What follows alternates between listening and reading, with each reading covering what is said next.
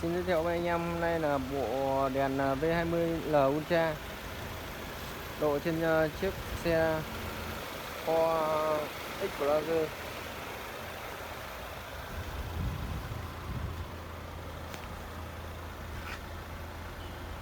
Đây là ánh sáng cốt ạ.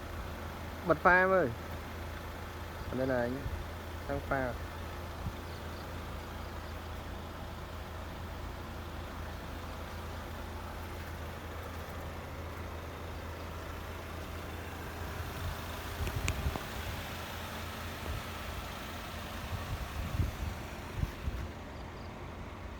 Pha đi.